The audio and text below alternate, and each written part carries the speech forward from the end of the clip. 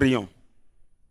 Notre Père, nous te sommes vraiment reconnaissants pour ce merveilleux congrès qui marque le 50e anniversaire de la naissance de cette merveilleuse Église. Merci Seigneur pour ce que tu es en train de faire avec nous pour le chemin parcouru depuis ces 50 dernières années. Et nous croyons Seigneur que ceci marque encore le début d'une nouvelle ère que tu es en train d'ouvrir pour nous. Et comme Seigneur, nous voulons considérer ce message, renouvelle notre engagement et notre consécration à ta cause. Nous te bénissons pour nous avoir exaucés. Au nom de Jésus, nous avons prié. Donnez-moi un grand Amen. Merci, que Dieu vous bénisse. Asseyez-vous. Si nous voyons le programme que nous avons devant nous, nous considérons présentement le message dont le thème est la soumission absolue à la vision céleste. La soumission absolue à la vision céleste. Nous parlons ici de deux choses. De la soumission à une valeur. La soumission à une vision que nous appelons la vision céleste. C'est quoi la soumission? La soumission, c'est un credo. C'est un principe militaire qui veut dire la disposition à obéir. Donc, soumission implique obéissance à quelque chose. Dans 1 Corinthiens chapitre 20, nous avons ici une merveilleuse illustration de la soumission. Ben-Hadad, le roi de Syrie, 1 roi chapitre 20, je suis au verset 1. Ben-Hadad, le roi de Syrie, rassembla toute son armée. Il avait avec lui 32 rois, des chevaux et des chars. Il monta, mit le siège devant Samarie et l'attaqua. Il envoya dans la ville des messagers dits à Akab, roi d'Israël. Et il lui fit dire, ainsi parle Ben-Hadad, ton argent et ton or sont à moi. Tes femmes et tes plus beaux enfants sont à moi. Et le roi d'Israël répondit, roi, mon Seigneur, comme tu le dis, je suis à toi avec tout ce que j'ai. Je suis à toi avec tout ce que j'ai. Ça, c'est la soumission. Et la soumission entraîne l'obéissance. Et c'est ça que nous voyons dans le Nouveau Testament, selon que Paul, l'apôtre, inspiré par le Saint-Esprit, disait dans 1 Corinthiens chapitre 6, versets 19 et 20. 1 Corinthiens chapitre 6, versets 19 et 20. Ne savez-vous pas que votre corps est le temple du Saint-Esprit qui est en vous, que vous avez reçu de Dieu et que vous ne vous appartenez point à vous-même, car vous avez été rachetés à un grand prix. Et c'est ce que Ben-Hadad était en train de contraindre Akab à lui dire. Et Akab a dit, je suis à toi avec tout ce que j'ai. Votre corps est le temple du Saint-Esprit, vous ne vous appartenez point à vous-même. Et nous parlons de la soumission absolue. Ça veut dire une obéissance absolue, une obéissance inconditionnée, une obéissance totale et parfaite à la vision céleste. Et c'est quoi la vision céleste? La vision céleste, c'est l'ordre suprême, que nous appelons aussi la grande commission. Et si nous voyons, il y a une relation, une corrélation, une relation réciproque, une réciprocité entre la soumission et la vision céleste. Il ne peut pas avoir de soumission sans la vision céleste, et de la même façon, il ne peut pas avoir de vision céleste sans au préalable une soumission absolue. Nous lisons dans Actes chapitre 26. Actes chapitre 26, je vais considérer du verset 12 au verset 20. Actes 26, verset 12. C'est dans ce but que je me rendis à Damas avec l'autorisation et la permission des principaux sacrificateurs. Vers le milieu du jour, ô roi, je vis en chemin resplendir autour de moi et de mes compagnons une lumière venant du ciel et dont l'éclat surpassait celui du soleil. Nous tombâmes tous par terre et j'entendis une voix qui me disait en langue hébraïque, Saul, Saul, pourquoi me persécutes-tu? Il te serait dur de regimber contre les aiguillons. Et je répondis, qui es-tu, Seigneur? Et le Seigneur dit, je suis Jésus que tu persécutes. Mais lève-toi et tiens-toi sur tes pieds, car je te suis apparu pour t'établir ministre et témoin des choses que tu as vues et de celles pour lesquelles je t'apparaîtrai.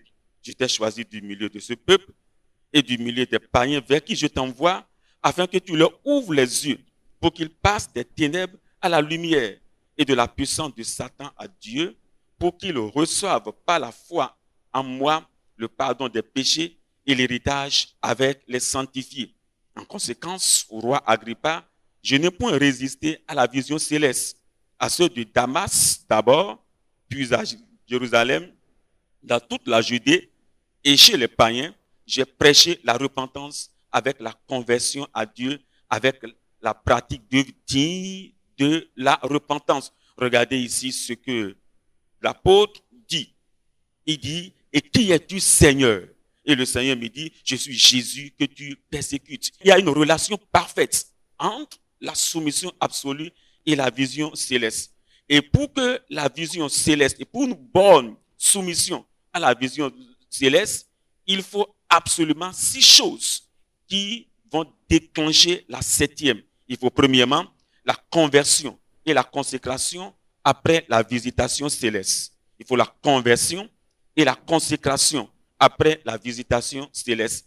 À moins que quelqu'un ait reçu la visitation céleste, comme Paul l'a eu, à moins que vous receviez la visitation céleste, comme Paul l'a eu en son temps, sur la voie de Damas, il vous serait difficile de recevoir la conversion qui déclenche la consécration. Deuxièmement, c'est la compréhension persuasive de la commission du Christ à travers la vision céleste. La compréhension persuasive de la commission du Christ à travers la vision céleste. Il faut pénétrer, il faut comprendre ce que Christ nous a donné comme commission au travers la vision céleste. Troisièmement, c'est la consécration à l'engagement à l'image de Christ pour la vision céleste. Il faut la consécration et l'engagement à l'image de Christ pour la vision céleste. À moins que nous nous engageons vaille que vaille, bon an, mal an, prêt à tout, à l'image de Christ, la vision céleste ne pourra jamais être accomplie. Quatrièmement, c'est la conviction et la compassion des âmes hors de la voie céleste. La conviction et la compassion des âmes hors de la voie céleste. Hors de la voie céleste. Il nous faut nous nourrir d'une conviction ferme et de la compassion pour les âmes qui sont hors de la voie céleste. Sinon, on ne peut pas accomplir cette vision céleste. Cinquièmement, il faut la considération des cris des perdus assoiffés de la vie du ciel. La considération des cris des perdus assoiffés de la vie du ciel. Les perdus crient jour et nuit et ils sont assoiffés pour la voie céleste. Nous devons être attentifs à leurs cris. Nous devons bien écouter leurs cris, être attentifs aux cris de ces perdus qui désirent la vie du ciel en eux. Sixièmement, il faut le courage de Caleb pour faire face aux vicissitudes du combat. Le courage de Caleb pour faire face aux vicissitudes du combat. Et nous remercions Dieu pour cette étude merveilleuse que nous faisons par notre Père dans la foi, dans Josué, dans le livre de Josué. Et nous croyons que par la grâce de Dieu, le courage de Caleb nous sera donné. Et nous irons. Nous allons conquérir les terrains pour le Seigneur. Quels que soient ces terrains difficiles, nous allons les conquérir au nom de Jésus. Donnez-moi un grand amen. Et puis maintenant, septièmement, quand nous avons tous ces 6 éléments-là, cela alors nous conduira à avoir la couronne et la compensation des vainqueurs conquérants. La couronne et la compensation des vainqueurs conquérants. En voyant ce message, la soumission absolue à la vision céleste, nous avons 3 points à considérer ici très rapidement. Premièrement, c'est le modèle et les objectifs de la soumission à la vision céleste. Le modèle et les objectifs de la soumission à la vision céleste. Deuxièmement, c'est le mandat de notre consécration absolue pour l'accomplissement de la vision céleste. Le mandat de notre consécration absolue pour l'accomplissement de la vision céleste. Et puis finalement, nous allons voir notre mémorial, consécration et soumission absolue à la vision céleste. Nous voyons d'abord le premier point, c'est le modèle et les objectifs de la soumission à la vision céleste. Nous allons lire dans 1 Chronique, chapitre 29. Nous avons là quelque chose de très important. 1 Chronique 29, je vais lire à partir du verset 5. 1 Chronique 29. La Bible déclare, l'or pour ce qui doit être d'or et l'argent pour ce qui doit être d'argent et pour tous les travaux qu'exécuteront les ouvriers. Qui veut encore présenter volontairement aujourd'hui ses offrandes à l'Éternel? Qui aujourd'hui veut se consacrer, veut donner son temps, veut se donner entièrement, veut être comme une offrande volontaire à l'Éternel aujourd'hui? Et puis nous lisons à partir du verset 10, David bénit l'Éternel en présence de toute l'assemblée. Il dit, béni sois-tu d'éternité en éternité, Éternel Dieu de notre Père Israël. À toi, Éternel, la grandeur, la force et la magnificence, l'éternité et la gloire, car tout ce qui est au ciel et sur la terre t'appartient. À toi, Éternel, le règne, car tu t'élèves souverainement au-dessus de tout. C'est de toi que viennent la richesse et la gloire. C'est toi qui domines sur tout. C'est dans ta main que sont la force et la puissance. Et c'est ta main qui a le pouvoir d'agrandir. Dieu va vous agrandir, d'agrandir et d'affermir toutes choses. Maintenant, ô notre Dieu, nous te louons et nous célébrons ton nom glorieux. Car qui suis-je et qui est mon peuple pour que nous puissions te faire volontairement ces offrandes? Tout vient de toi et nous recevons de ta main ce que nous t'offrons. Tout vient de toi et nous t'offrons ce que tu nous as donné. Il y a un modèle de soumission. Nous allons voir ici 3 petits points ici dans le grand 1. Le petit point 1, c'est le modèle de soumission absolue de Christ. Le modèle de soumission absolue de Christ. Deuxièmement, c'est la motivation pour la soumission absolue du croyant. La motivation pour la soumission absolue du croyant. Et puis, troisièmement, c'est la mentalité derrière l'égoïsme des corrompus. La mentalité derrière l'égoïsme des corrompus. Premier petit point ici, c'est le modèle de soumission absolue de Christ. Lisons dans Matthieu chapitre 26, Matthieu 26, je suis au verset 36. Là-dessus, Jésus alla avec eux dans un lieu appelé Gethsémane. Et il dit aux disciples, asseyez-vous ici pendant que je m'éloignerai pour prier. Il prit avec lui Pierre et les 2 fils de Zébédée. Et il commença à éprouver de la tristesse et des angoisses. Et il leur dit alors, mon âme est attristée jusqu'à la mort. Restez ici et veillez avec moi. Puis, ayant fait quelques pas en avant, il se jeta sur sa face et pria ainsi, mon Père, s'il est possible que cette coupe s'éloigne de moi. Toutefois, non pas ce que je veux, mais ce que tu veux. Verset 42, il s'éloigna une seconde fois et pria ainsi, mon Père, s'il est possible que cette coupe s'éloigne sans que je la boive, que ta volonté soit faite. Jésus était prêt à faire la volonté de Dieu jusqu'à la mort. Et c'est un modèle de soumission pour nous. En réalité, il a dit lui-même qu'il était venu non pour faire sa volonté, mais celle de celui qu'il a envoyé. Jean chapitre 6, verset 38. Jean 6, 38. Car je suis descendu du ciel pour faire non ma volonté, mais la volonté de celui qui m'a envoyé. Or, la volonté de celui qui m'a envoyé, c'est que je ne perde rien de tout ce qu'il m'a donné, mais que je le ressuscite au dernier jour. Premièrement, nous avons dit c'est le modèle de soumission absolue de Christ. Maintenant, deuxièmement, c'est la motivation pour la soumission absolue du croyant. La motivation pour la soumission absolue du croyant. Qu'est-ce qui doit être notre motivation ou nos objectifs derrière cette soumission? Dans Romains chapitre 8, verset 32, lui qui n'a point épargné son propre fils, mais qui l'a livré pour nous tous, comment ne nous donnera-t-il pas aussi toutes choses avec lui? Nous avons comme motivation le don de Dieu, le don du Fils de Dieu. Et dans Jean 3, verset 7, nous le savons tous bien, car Dieu a tant aimé le monde, qu'il a envoyé son Fils unique, afin que quiconque croit en lui ne périsse point, mais qu'il ait la vie éternelle. Ça, c'est une motivation pour notre soumission. Hébreux chapitre 10. Hébreux chapitre 10. Exemple, la soumission de Christ est aussi une motivation pour nous. Hébreux chapitre 10, je vais lire du verset 5. C'est pourquoi Christ, entrant dans le monde, dit, tu n'as voulu ni sacrifice ni offrande, mais tu m'as formé un corps.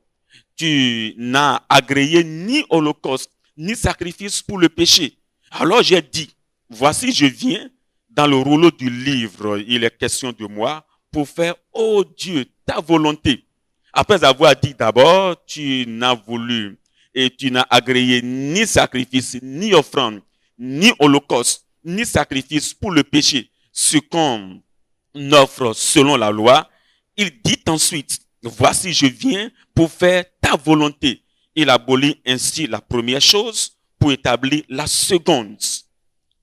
Verset 10, c'est en vertu de cette volonté que nous sommes sanctifiés par l'offrande du corps de Christ une fois pour toutes. Le modèle de soumission de Christ est une motivation pour nous. En dehors de cela, les apôtres aussi constituent une motivation pour nous dans leur acte de soumission à la grande commission. Dans Marc chapitre 16, Marc chapitre 16, au moment où le Seigneur était en train de se séparer d'eux, il leur avait donné cette injonction formelle que nous appelons l'ordre suprême, la grande commission. Dans Marc chapitre 16, verset 15, puis il a dit, allez par tout le monde et prêchez la bonne nouvelle à toute la création. Celui qui croira et qui sera baptisé sera sauvé, mais celui qui ne croira pas sera condamné.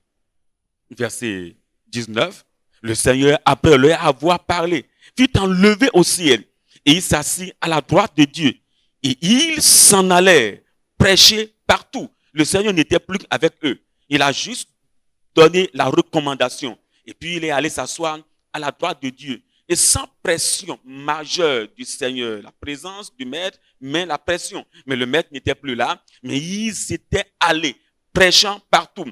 Au point même où les pharisiens ont déclaré qu'ils ont rempli Jérusalem de l'enseignement de Jésus. Ils n'avaient même plus peur de ces pharisiens qui avaient tué leur Maître. Actes chapitre 5. Actes chapitre 5, verset 28. Ne vous avons-nous pas défendu expressement d'enseigner en ce nom-là? Et voici, vous avez rempli Jérusalem de votre enseignement et vous voulez faire retomber sur nous le sang de cet homme. Et Pierre et les apôtres répondirent, regardez cette motivation pour nous, il faut obéir à Dieu plutôt qu'aux hommes. Est-ce qu'on peut le répéter ensemble? On peut aller ensemble? 1, 2, go. Il faut obéir à Dieu plutôt qu'aux hommes. On peut encore le dire une fois? Il faut obéir à Dieu plutôt qu'aux hommes. Est-ce qu'on peut le dire d'une autre façon? Je vais obéir à Dieu plutôt qu'aux hommes. Est-ce qu'on peut le dire encore? Je vais obéir à Dieu plutôt qu'aux hommes. Le troisième petit point ici, c'est la mentalité derrière l'égoïsme des corrompus. La mentalité derrière l'égoïsme des corrompus. Dans Matthieu chapitre 26, Matthieu chapitre 26, je considère le verset 8, Matthieu 26, verset 8.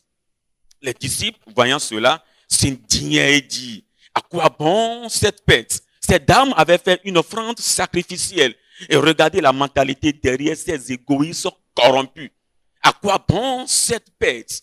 Ils n'ont pas voulu eux-mêmes faire le sacrifice. Quelqu'un d'autre le fait à leur place. Au lieu qu'ils s'en réjouissent, regardez leur comportement ici. Et comprenez bien, frère, que le refus de soumission à Dieu et à son œuvre, c'est de l'égoïsme et cela est soutenu par le moi, par la chair et ou par des ambitions familiales. Nous allons passer maintenant ici au deuxième grand point et je prie que Dieu nous épargne de ces ambitions égoïstes et qu'il nous donne la vraie soumission à l'instar de Christ Jésus au nom de Jésus. Donnez-moi un autre grand amen.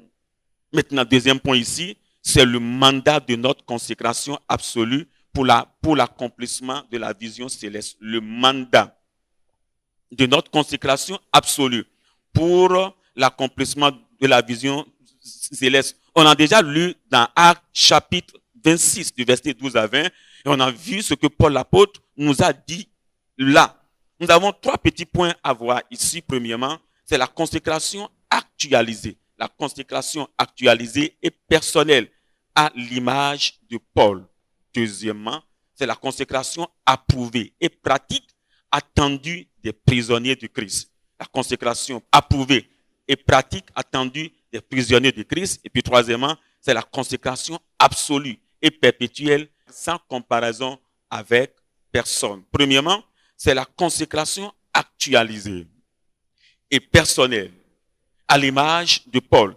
La consécration actualisée, la consécration d'hier n'est pas valable à aujourd'hui, exactement comme le repas que nous avons mangé hier n'est pas suffisant pour notre bonne santé aujourd'hui. De la même façon, la consécration des années antérieures n'est pas valable. Nous sommes en train de boucler 50 ans de ministère. La consécration des 50 ans passés n'est pas valable pour cette nouvelle ère que Dieu nous donne. Il veut une consécration actualisée. Non pas seulement actualisée, mais personnelle. Non pas la consécration du groupe, mais la consécration personnelle à l'image de Christ. Lisons dans Actes chapitre 9.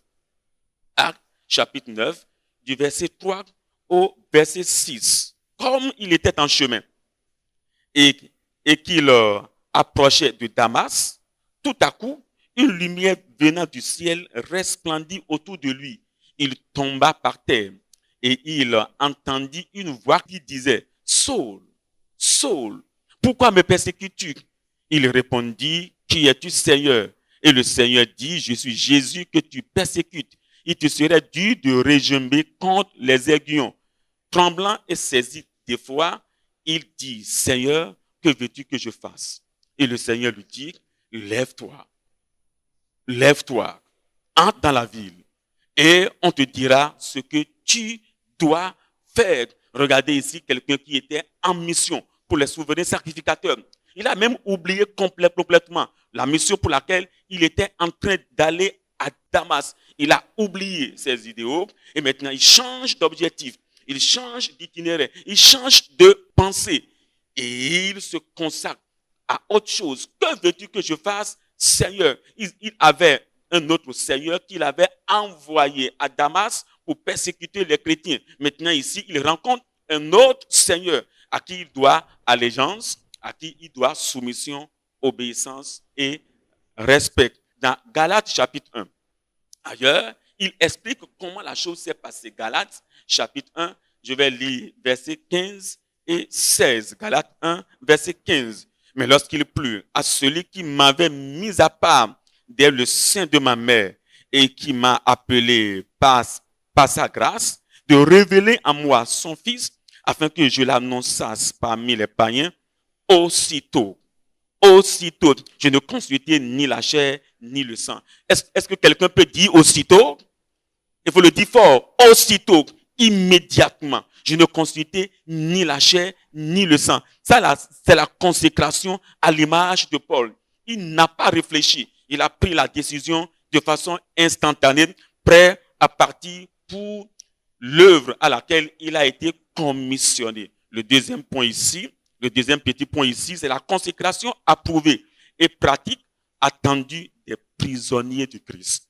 La consécration approuvée et attendue des prisonniers du Christ. Tout vrai chrétien, tout vrai disciple, tout vrai ouvrier est un prisonnier de Christ, à l'instar de Paul l'apôtre. Je suis un prisonnier de Christ.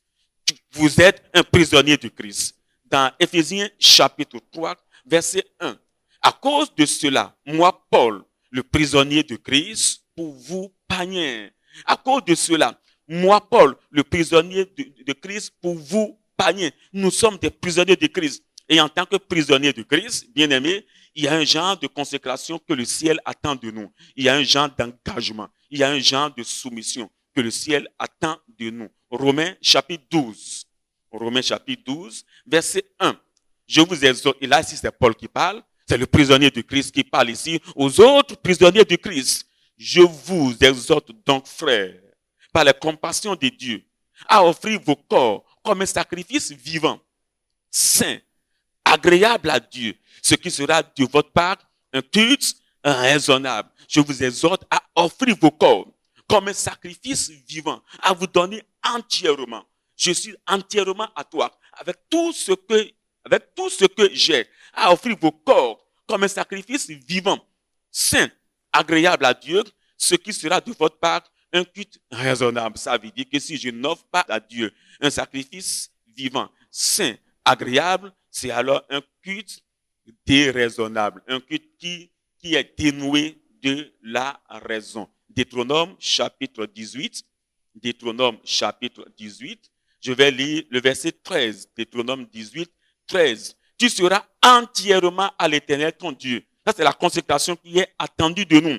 Tu seras entièrement à l'Éternel ton Dieu. Le troisième petit point ici, c'est la consécration absolue et perpétuelle sans comparaison avec personne. La consécration absolue et perpétuelle sans comparaison avec personne. Je vais lire dans Jean chapitre 21. Dans Jean chapitre 21, je vais considérer du verset 18. Jean 21, verset 18. En vérité, je te le dis, quand tu étais plus jeune, tu te saignais toi-même et tu y allais où tu voulais. Mais quand tu seras vieux, tu étendras ta main et un autre te saignera et te mènera où tu ne voudras pas. Il dit cela pour montrer par quelle mort Pierre glorifierait Dieu. Et ayant parlé ainsi, il lui dit, suis-moi, suis-moi. Toi, il faut me suivre. C'est une consécration absolue. Suis-moi, sans détour. Suis-moi. Et c'est du présent continu. Suis-moi, verset 20. Pierre s'étant retourné, vit venir après eux le disciple que Jésus aimait, celui qui, pendant le souper, s'était penché sur la poitrine de Jésus et qui avait dit, qui est celui qui te livre? En le voyant, Pierre dit à Jésus, et celui-ci, Seigneur, que lui arrivera-t-il? Et Jésus lui dit, si je veux qu'il demeure jusqu'à ce que je vienne, peu t'importe. Toi, suis-moi. Ne te laisse pas comparer à quelqu'un. Ne te laisse pas distraire. Ce que toi tu as fait, suis-moi. De façon absolue et de façon perpétuelle, il faut me suivre. Je te l'ai dit tout à l'heure, quand on était seul. Maintenant, nous voici ici à trois. Quand on était à tuer à trois, je te l'avais dit, suis-moi. Maintenant, ici, nous sommes à trois ici. Je te le répète encore, il faut me suivre. Et nous n'avons pas à nous comparer à qui que ce soit. Et lui ne fait pas ceci, il ne fait pas cela. Mon église croit beaucoup plus que son église. Et vraiment, il semble que chez moi, là, ça semble aller mieux que dans telle région ou dans tel district ou dans telle église. Nous n'avons pas à nous comparer à qui que ce soit. C'est une consécration absolue et perpétuelle. On n'a pas de comparaison à faire ici. D'ailleurs, la Bible nous défend de faire des comparaisons. Dans 2 Corinthiens chapitre 10, 2 Corinthiens chapitre 10, verset 12. Nous n'osons pas nous égaler ou nous comparer à quelques-uns de ceux qui se recommandent eux-mêmes, mais en se mesurant à leur propre mesure et en se comparant à eux-mêmes, ils manquent d'intelligence. Nous ne manquerons pas d'intelligence au nom de Jésus. Nous serons entièrement consacrés au Seigneur au nom de Jésus. Je passe ici au troisième point. C'est notre mémorial, consécration et soumission absolue à la vision céleste. Notre mémorial, consécration et soumission absolue à la vision céleste. Je suis dans Matthieu chapitre 26. Matthieu 26, je vais lire du verset 6 jusqu'au verset 13. Matthieu 26, verset 6. Comme Jésus était à Béthanie, dans la maison de Simon, le lépreux, une femme s'approcha de lui, tenant un vase d'albâtre qui contenait un parfum de grand prix. Et pendant qu'il était à table, elle répandit le parfum sur sa tête.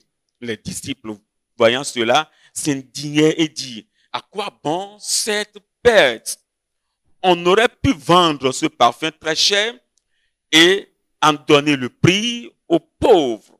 Jésus, s'en étant aperçu, leur dit, pourquoi faites-vous de la peine à cette femme?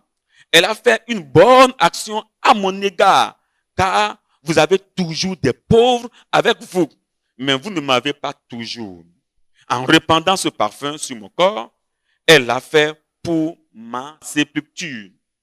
Et je vous le dis en vérité, partout où cette bonne nouvelle sera prêchée dans le monde entier, on racontera aussi en mémoire de cette femme ce qu'elle a fait. Nos actes sont mémorials. Nos actes doivent servir de mémoire partout autour de nous. Nous avons 3 petits points à considérer ici. Premièrement, c'est la mémoire pour le don exceptionnel. La mémoire pour le don exceptionnel. Le deuxième petit point ici, c'est notre mémorial consécration et soumission entière à l'évangélisation. Notre mémorial consécration et soumission entière à l'évangélisation. Et puis, troisièmement, c'est le message pour persuader la jeune génération. Le message pour persuader la jeune génération à la vision céleste.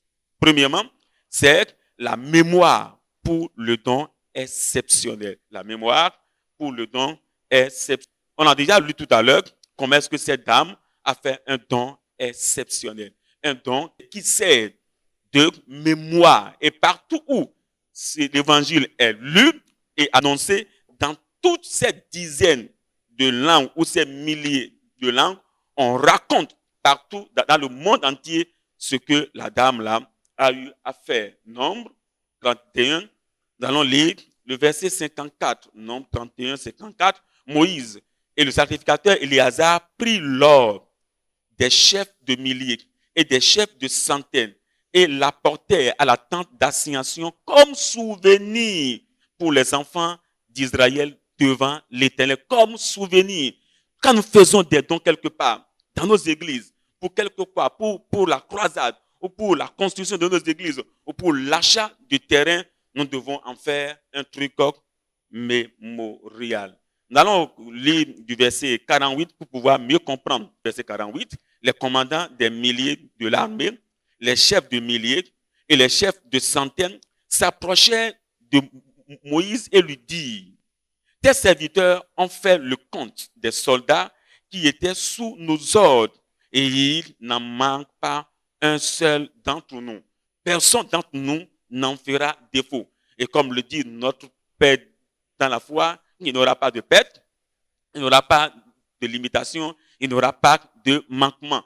Dans cet élan de consécration et d'engagement, il n'aura pas de perte en vie humaine au nom de Jésus. Donnez-moi un grand Amen. Verset 50. Nous apportons comme offrande à l'Éternel chacun les objets d'or que nous avons trouvés. Chaînettes, bracelets, anneaux, pendants d'oreilles et colliers, afin de faire pour nos personnes l'expiation devant l'Éternel.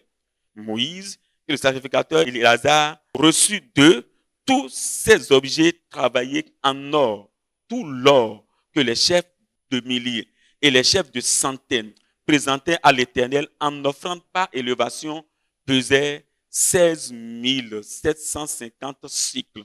Les hommes de l'armée gardaient chacun le butin qu'ils avaient fait.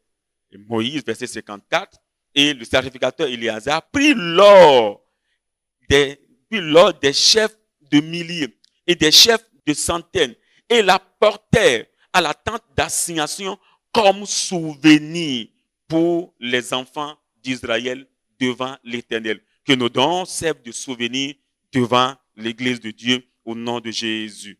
Deuxième petit point ici, c'est notre mémorial consécration.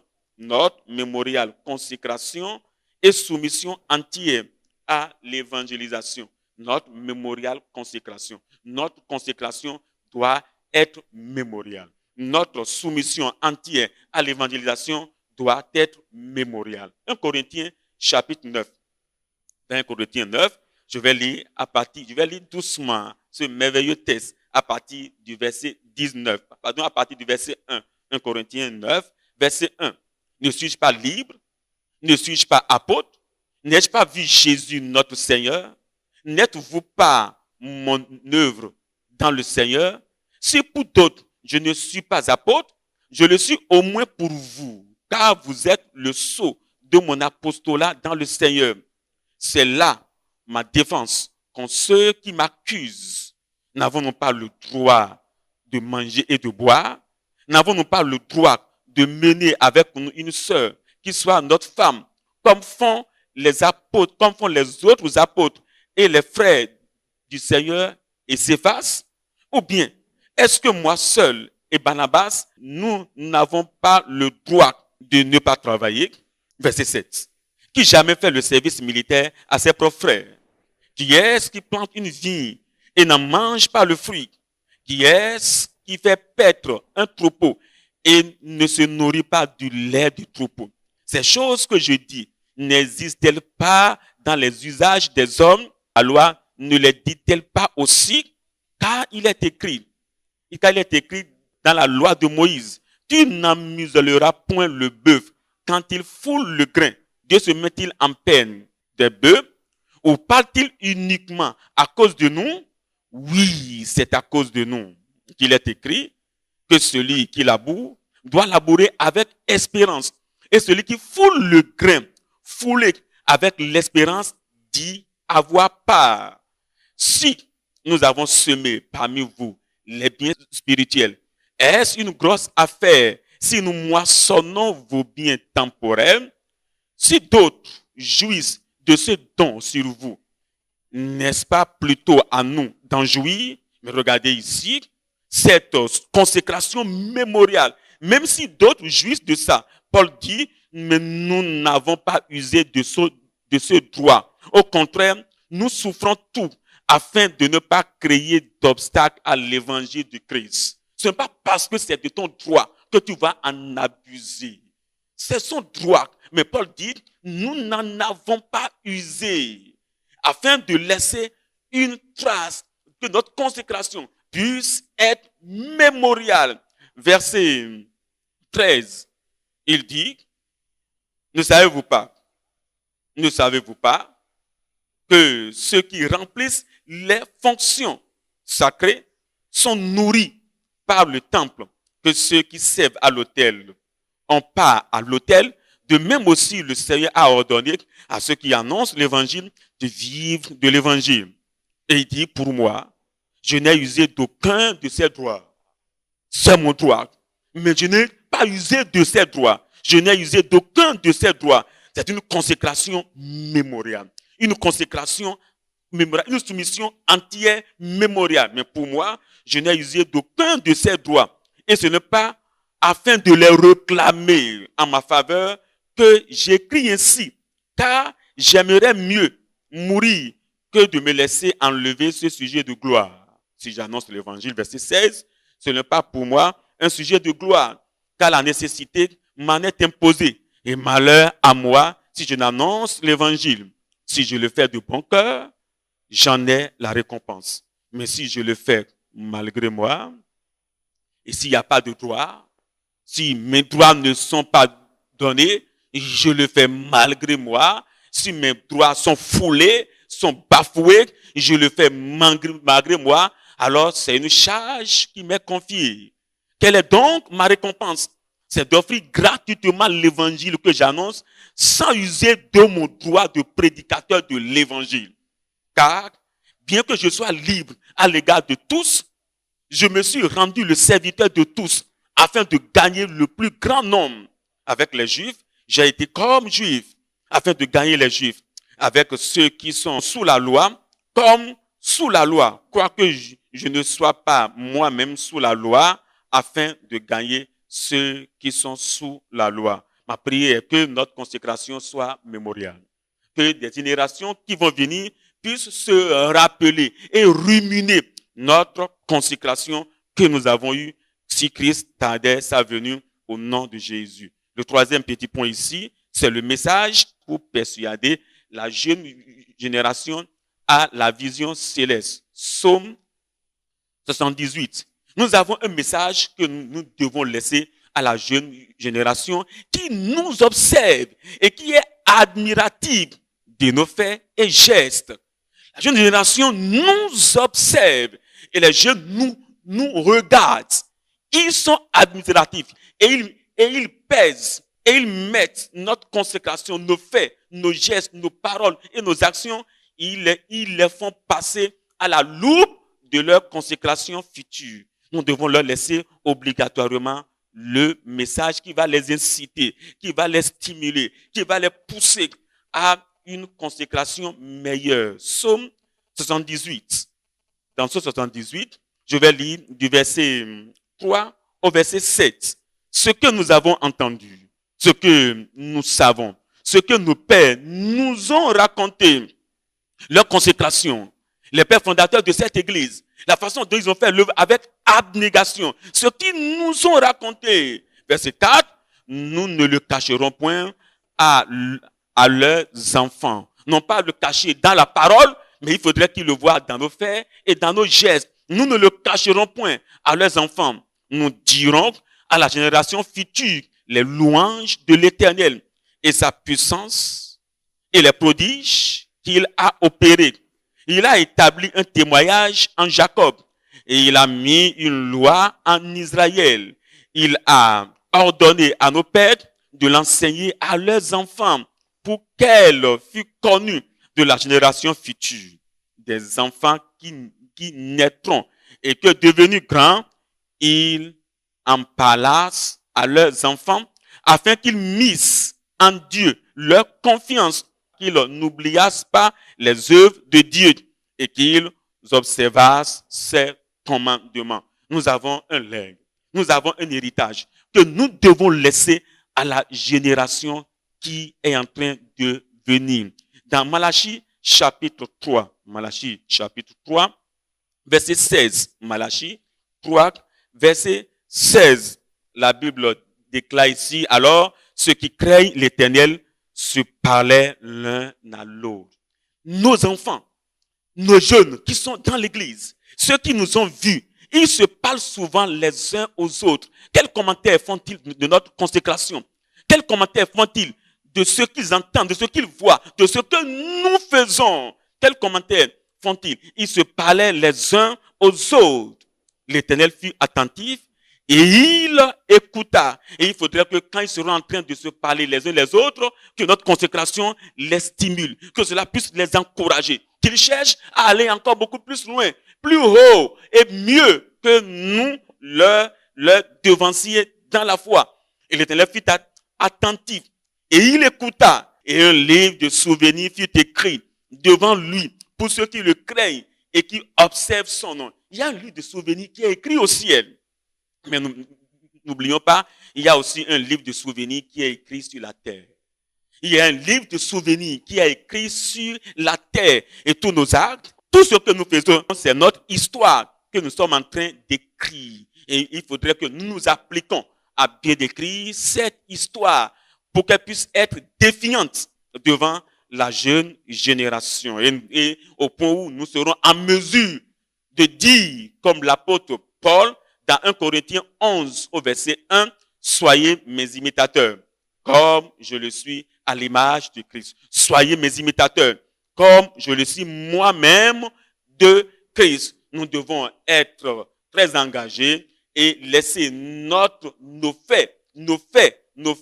gestes parler de nous plus fort pour défier la jeune génération. Nous devons arriver au point où nous devons être en mesure de parler comme ce grand combattant, ce grand juge, Gédéon, qui disait aux 300 soldats qui étaient avec lui dans Juge chapitre 7, versets 16 et 17. Il divisa en 3 corps les 300 hommes et il leur remit à tous des trompettes et des cruches vides avec des flambeaux et des cruches. Et il leur dit, vous me regarderez. Ça, c'est le leader. Vous me regarderez. Ça, c'est le dirigeant. Vous me regarderez. Ça, c'est l'exemple que nous devons être. que je dois être, que vous devez aussi être. Vous me regarderez et vous ferez comme moi. Vous me regarderez. Est-ce que nous pouvons dire à ces enfants, vous me regarderez et vous ferez comme moi? Et il faudrait qu'à partir d'aujourd'hui, que ce message sonne le glas dans notre cœur pour qu'on puisse arriver à l'instar de ces gens-là. Vous me regarderez et vous ferez comme moi. Dès que j'aborderai le camp, vous ferez comme je ferai. Vous ferez exactement comme je ferai.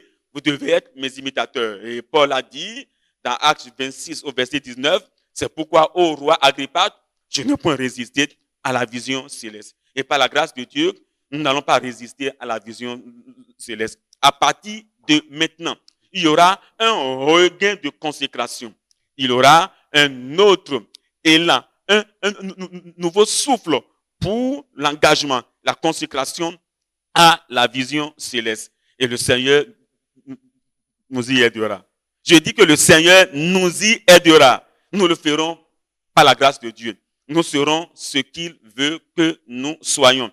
Avant que nous ne prions, est-ce que nous pouvons répéter ensemble ces paroles de consécration, ces paroles d'engagement dans 1 Roi chapitre 20. 1 Roi chapitre 20. Je vais lire le verset 4. Le roi d'Israël répondit, Roi, mon Seigneur, comme tu le dis, je suis à toi avec tout ce que j'ai. Est-ce qu'on peut le répéter ensemble?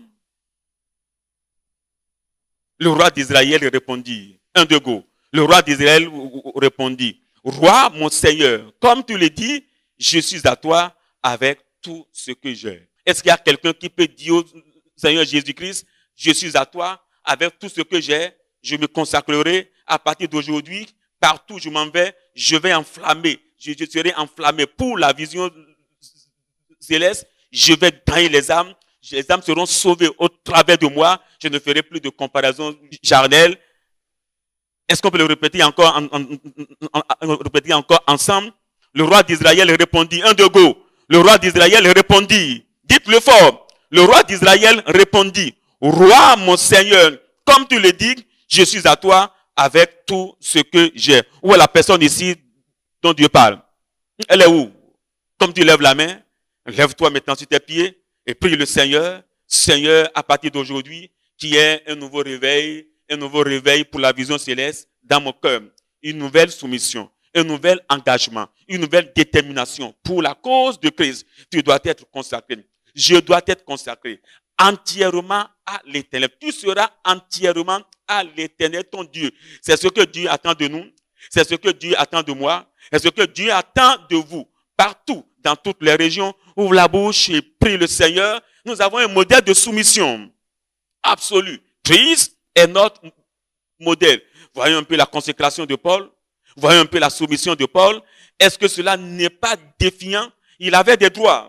Il pouvait jouir de ses droits en tant qu'apôtre, en tant que prédicateur. Mais il n'a pas usé de ses droits. Mais il était prêt à se consacrer, prêt à aller partout, juste pour que l'évangile soit prêché. Et pour une soumission absolue à la vision céleste, il ne faut pas oublier, et où la bouche est prise le Seigneur, il faut la conversion et la consécration après la visitation céleste. Il faut absolument que tu aies reçu la visitation céleste. Aujourd'hui, tu l'avais reçu et que tu as rétrogradé. Il faut absolument que tu fasses le combat, que tu reviennes et que tu reviennes pour être revisité par le ciel, pour recevoir la conversion authentique et la consécration. Il faut ensuite la compréhension persuasive de la commission. N'oublie pas la compréhension persuasive de la commission de Christ à travers la vision céleste. Tu dois bien pénétrer la commission que Christ nous donne au travers la vision céleste. Il faut troisièmement la consécration. Il ne faut pas l'oublier que tu dois te consacrer. La consécration et l'engagement. La consécration et l'engagement. La consécration et l'engagement à l'image de Christ pour la vision céleste. La consécration et l'engagement à l'image de Christ pour la vision céleste. N'oubliez pas que que les âmes sont en train de périr. Et il nous faut absolument la condition et la compassion des âmes hors de la voie céleste. As-tu la compassion des âmes? Est-ce que les âmes qui périssent te disent quelque chose? Est-ce que tu es compassionné pour les âmes qui sont hors de la voie céleste? As-tu la considération des cris des perdus qui sont assoiffés de la voie du ciel? Il te faut le courage de Caleb pour faire face aux vicissitudes du combat. Et c'est alors que nous aurons, vous et moi, la couronne et la compensation des vainqueurs conquérants. Prie le Seigneur et sois satisfait. Prie jusqu'à être imprégné de ce message avant que le modérateur ne vienne pour clôturer.